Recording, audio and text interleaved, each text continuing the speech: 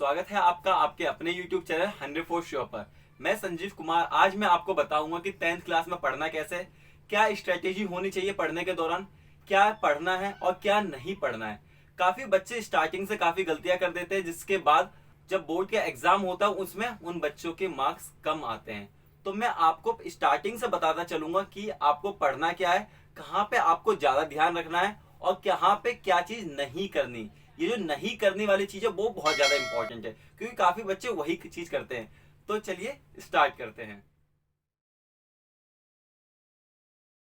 दोस्तों, चलिए जानते हैं कि हमें 10th में सबसे पहले करना क्या है। ये बहुत ज्यादा इंपॉर्टेंट है, इसलिए मैंने सभी को नंबरिंग दे दी है और इसको डूज के नाम से लिख दिया है। तो जो सबसे पहला पॉइंट है, नो योर सिलेबस। सीबीएसई हर बार अपना एक सिलेबस देती है, हर सब्जेक्ट का सिलेबस देती है। तो उसे पहले देखिए कि सिलेबस वाकई में है क्या। सिलेबस को जानना बहुत ही इंपॉर्टेंट है। एक बार आपने सिलेबस को समझ लिया तो आपको समझ में आ जाएगा आपको पढ़ना क्या और पढ़ना क्या नहीं है। काफी सारे बच्चे ये करते हैं, बिना सिलेबस जाने पढ़ना स्टार्ट कर देते हैं और जो नहीं पढ़ने की चीज है उसे भी पढ़ लेते हैं। इससे क्या होता है, आपका टाइम खराब होता है। ओके, जो दूसरा पॉइंट है कि एनसीईआरटी को सबसे पहले प्रेफरेंस देनी है। अगेन, एनसीईआरटी को पढ़ना है, क्योंकि सीबीएसई खुद ही कहती है कि आप एनसीईआरटी पढ़िए।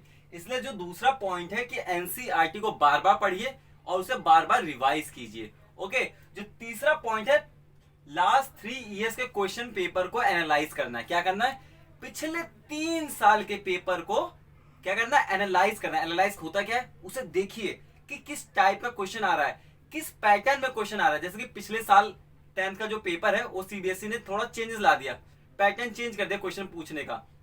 तो उसे देखिए कि पूछा कैसे जा रहा है। ओके, नेक्स्ट है क्वेश्चन बैंक और सपोर्टिंग मटेरियल। हमेशा अपने पास या एक क्वेश्चन बैंक रख लीजिए या एक सपोर्टिंग मटेरियल। जो बच्चे गवर्नमेंट स्कूल से हैं उनको पता है सपोर्टिंग मटेरियल क्या होता है, और उन्हें हर साल दिल्ली गवर्नमेंट उनको सपोर्टिंग मटेरियल प्रोवाइड कराती है, जो कि बहुत ही ज्यादा इंपॉर्टेंट होता है और उन बच्चों के लिए भी ज्यादा इंपॉर्टेंट होता है जो बच्चे फाइनेंशियली वीक होते हैं। तो क्वेश्चन बैंक और सपोर्टिंग मटेरियल, ये जो 3 चीजें, NCERT, last 3 years question paper और क्वेश्चन बैंक, हमेशा आपके पास होना चाहिए। जैसे कि एक एग्जांपल लेते हैं, जैसा कि मैथ में आपने रियल नंबर को खत्म किया। जैसे ही आपने रियल नंबर को खत्म किया, एनसीईआरटी खत्म हो गई। उसके बाद क्या करना है, आप प्रीवियस 3 इयर्स के क्वेश्चन पेपर को देखिए, उसमें रियल नंबर कितने क्वेश्चन आए, किस टाइप के क्वेश्चन आए, सारे कर दीजिए। जब क्वेश्चन हो जाए तो फिर कहां जाइए, क्वेश्चन बैंक और सपोर्टिंग मटेरियल, वहां से क्वेश्चन उठाइए और करते जाइए। तो इससे क्या आ जाएगा, आपका फ्लो बन जाएगा। फ्लो बन जाएगा तो आपका कॉन्फिडेंस बिल्डअप हो जाएगा। तो फिर आपको कोई मोटिवेशनल की कोई जरूरत ही नहीं है। ना तो मोटिवेशनल वीडियोस की जरूरत है, ना आपको कोई किसी को मोटिवेट करने की आपको जरूरत है। आ रही बात समझ में? तो ये तीनों चीजें बहुत इंपॉर्टेंट है। अब बच्चे पूछेंगे भैया ये हम मिलेगा कहां से? तो दोस्तों, आपको कुछ भी करने की जरूरत नहीं, कोई भी एफर्ट मारने की जरूरत नहीं, सब मैं आपको प्रोवाइड कराऊंगा, वो भी फ्री ऑफ कॉस्ट। क्या फ्री ऑफ कॉस्ट? एक पैसा नहीं चाहिए मुझे आपके पास से, बस मैं आपसे यही चाहता हूं आप अच्छे से पढ़िए, आप बस अच्छे से पढ़िए। तो देखिए, ये एनसीईआरटी, प्रीवियस 3 इयर्स के क्वेश्चन पेपर और सपोर्टिंग मटेरियल, आपको ये सारे के सारे डिस्क्रिप्शन बॉक्स में मिल जाएगा। वहां पे लिंक दे रखा है, मैंने गूगल ड्राइव पे एक फोल्डर बना रखा है जहां पे आपको सपोर्टिंग मटेरियल, प्रीवियस 3 इयर्स के क्वेश्चन पेपर और एनसीईआरटी बुक भी मिल जाएगी, और भी फ्री ऑफ कॉस्ट। तो आप वहां से डाउनलोड कर लीजिएगा। नेक्स्ट, जो 5th पॉइंट है वो है टेक पीरियोडिक टेस्ट सीरियसली। जो भी आपके स्कूल में टेस्ट होते हैं उनको सीरियसली लीजिए। क्यों सीरियसली लीजिए?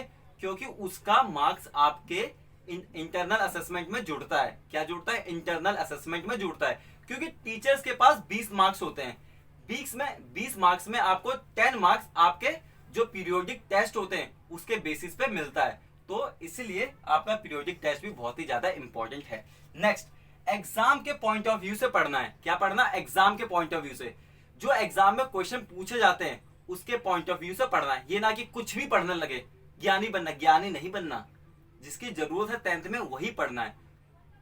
आगे आपकी क्लास में पढ़ा जाएगा, जैसे 11th में पढ़ा जाएगा, 12th में पढ़ा जाएगा, लेकिन वो 11th 12th की चीजें आपको 10th में पढ़ने की जरूरत नहीं। काफी बच्चे होते हैं कि दूसरे बच्चों को दिखाते हैं मैं तेरे से ज्यादा ज्ञानी हूं, पूछ मुझसे क्वेश्चन, मैं बताऊंगा। ऐसा कुछ नहीं करना। आपको जो 10th का सिलेबस है, सिलेबस के अकॉर्डिंग चलिए, सिलेबस के अकॉर्डिंग पढ़िए, एग्जाम के पॉइंट ऑफ व्यू से पढ़ना है। ज्यादा इधर उधर मुंह नहीं मारना। Next, takes proper sleep 7 to 8 hours. बहुत ही इंपॉर्टेंट मेरी बात है ये। बच्चे बहुत बड़ी गलती करते हैं। एक तो बच्चे में बहुत ज्यादा एनर्जी होता है स्टार्टिंग में, क्योंकि 10th में आ गए तो ज्यादा पढ़ना स्टार्ट कर देते हैं, रात रात भर पढ़ते हैं। ये नहीं करना।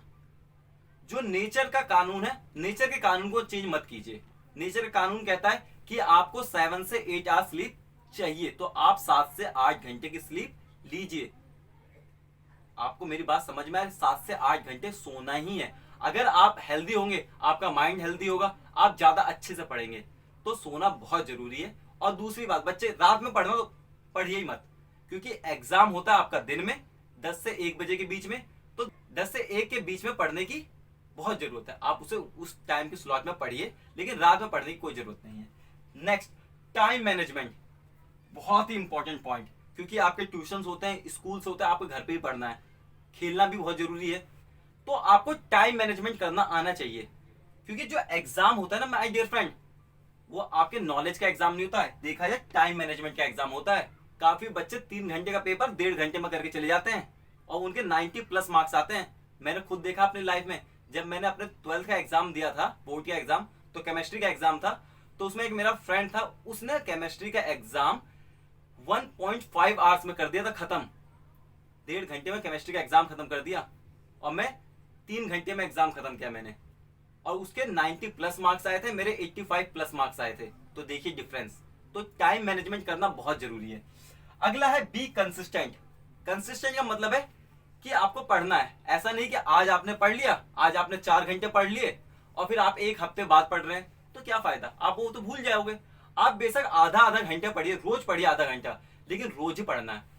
रोज आधा ही घंटा ही पढ़िए। जरूरी नहीं, किसने बोला कि आपको 10 घंटे पढ़ना है, या 5 घंटे पढ़ना है, या 4 घंटे पढ़ना है। आप आधा घंटा पढ़िए, 2 घंटा पढ़िए, 3 घंटे पढ़िए।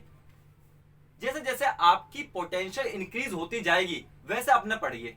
काफी बच्चे बोलेंगे कि भैया हमें तो पढ़ने का मन नहीं करता। आप कोर्स नहीं करता होगा, अभी तो लॉकडाउन पीरियड चल रहा है, सब मजे कर रहे होंगे। करना भी चाहिए, जब नहीं पढ़ाई हो रही तो मजे ही कर लेते हैं। लेकिन जब से आपकी पढ़ाई स्टार्ट हो जाए तो बच्चे वहां पे ही गलती मत करना। कंसिस्टेंट रहना, सही से पढ़ना, हर रोज पढ़ना। ओके, नेक्स्ट है बी पेशेंस। आपको पेशेंट बनना है। पेशेंट का मतलब मरीज नहीं बनना। अगेन, पेशेंट का मतलब मरीज नहीं बनना। क्या करना, आपकी पेशेंस पावर को इंक्रीज करना है। समटाइम ऐसा होता है, कुछ ऐसे टॉपिक्स होते हैं एकदम से समझ में नहीं आते, तो बच्चों का मोरल डाउन हो जाता है कि हाँ नहीं, हमारे मैथ समझ में नहीं आता, हमारे बस की नहीं है मैथ पढ़ना। ऐसा नहीं करना। कुछ चीजें होती है जो टाइम के साथ साथ ही आएगी, आप उसे प्रैक्टिस करेंगे, काफी प्रैक्टिस करेंगे। काफी बच्चों का माइंड अच्छा होता है जो कि तुरंत ग्रैब कर लेते हैं, कुछ बच्चों का टाइम लगता है, कुछ बच्चों को कुछ ज्यादा टाइम लगता है। तो नेचर ने जैसा आपको बनाया है उसके अकॉर्डिंग चलिए। आप किसी को कॉपी मत कीजिए कि वो बच्चे ने 100 लिया है तो मैं भी 100 लाऊं। जरूरी थोड़ा ना है कि जिस बच्चे के 100 आते हैं वही टॉप करता है, वही मतलब बहुत अच्छी नौकरी मिलती है। ऐसा कुछ नहीं है। जैसा आपको आता है वैसा पढ़िए, अपना फुल 100% दीजिए एग्जाम में, आपके मार्क्स अच्छे आएंगे। ओके, तो ये मैंने 10 पॉइंट्स बताए हैं कि पढ़ना कैसे। अभी मैं आपको बताऊंगा कि क्या चीजें नहीं करनी। वो बहुत ज्यादा इंपॉर्टेंट है, क्योंकि बच्चे वही चीज ज्यादा करते हैं। जिस चीज को मना किया जाता है बच्चे वही चीज ज्यादा करते हैं। तो एक बार आप इसका स्क्रीनशॉट ले लीजिए और अपने कॉपी में लिख लीजिए। तो अब आप स्टार्ट करते हैं कि हमें पढ़ना क्या नहीं है। ओके, तो चलिए बच्चों, अब वो पॉइंट डिस्कस करते हैं जो हमें 10th क्लास में नहीं करना। तो वो सबसे पहला पॉइंट है कि आपको शो ऑफ नहीं करना है। अगर आपको कुछ भी आता है तो आपको ये नहीं जताना कि आपको ही सब कुछ आता है, दूसरों को कुछ नहीं आता। इससे आपका ही नुकसान होगा, आपके दोस्त टूटेंगे। तो इसे बिल्कुल मत करना। आप सबसे फ्रेंडली नेचर बनाए रखना, सबकी हेल्प करना। उससे क्या होगा, आपकी रिवीजन होगी और जो आपके पास दोस्तों के पास जो नॉलेज होगी वो शेयर होगी। जितना ज्यादा नॉलेज शेयर करेंगे उतनी ज्यादा नॉलेज इनहेंस होगी। जो दूसरा पॉइंट है वो है कि आपको जज नहीं करना है। किसी भी पर्सन को जज नहीं करना। काफी बच्चे क्या करते हैं, टीचर को जज करने लग जाते हैं कि इस टीचर को ये नहीं आता, वो नहीं आता। उससे ये प्रॉब्लम होती है, जो टीचर आपको सिखाना चाहता है वो आप सीख नहीं पाते, क्योंकि आपके मन में पहले से बैठा रहता है कि इस टीचर को ये नहीं पता तो ये मुझे क्या सिखाएगा। तो ये चीज मत करना। जो तीसरा पॉइंट है वो है डोंट यूज गाइड। आपको गाइड का यूज नहीं करना, बिल्कुल मत करना। अब काफी सारे बच्चे क्या करते हैं, अपने पास गाइड बुक रख लेते हैं और अगर उनके कोई भी क्वेश्चन नहीं आता, फटाक से गाइड बुक खोलते हैं, उसमें से आंसर टीप लेते हैं। आपको टीपू सुल्तान नहीं बनना, आपको टीपना नहीं है। अगर आपसे क्वेश्चन नहीं सॉल्व हो रहे तो आप अपने टीचर से पूछिए, अपने फ्रेंड से पूछिए, वो ज्यादा बेटर है, पर गाइड से टीपना मत।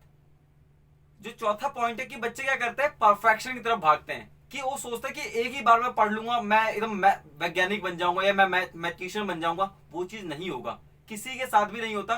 कोई भी ऐसा बच्चा नहीं जो एक बार पढ़ के एकदम परफेक्ट हो जाए। तो परफेक्शन के पीछे मत भागना। टाइम के साथ आपके आपके पास परफेक्शन आ जाएगा। जितनी ज्यादा आप प्रैक्टिस करेंगे, परफेक्शन अपने आप ही आ जाएगा। जो पांचवा पॉइंट है वो बहुत ही ज्यादा इंपॉर्टेंट है, और वो पांचवा पॉइंट है डोंट कॉपी अदर्स। दूसरों को कॉपी या नकल मत करना। उससे आपका ये नुकसान है, जो आपका नेचर है आप उसे खो देंगे। दूसरों के जैसा बनने के चक्कर में आप अपने आप को भूल जाएंगे। इसलिए दूसरों को कॉपी मत करना, क्योंकि अगर आप कॉपी भी कर लोगे तो उसके जैसा ना बन पाओगे, और जो आप हो ना वो रह पाओगे। तो बेस्ट ये है, जैसे आप हैं वैसे ही पढ़िए, मजे से पढ़िए और अच्छे से पढ़िए। चलिए, एक एक मोस्ट बहुत ही ज्यादा इंपॉर्टेंट जो पॉइंट है वो है डोंट बी प्रोकास्टिनेटर। मैंने लिख भी रखा है, डोंट बी प्रोकास्टिनेटर। इससे मैंने अलग रखा है, क्यों, इसकी एक अलग वैल्यू है। अब देखिए, जानते हैं कि प्रोकास्टिनेटर का मतलब क्या होता है। प्रोकास्टिनेटर का मतलब होता है काम को टालने वाला इंसान, या कि अगर आम भाषा में कहें तो उसे कहते हैं कामचोर।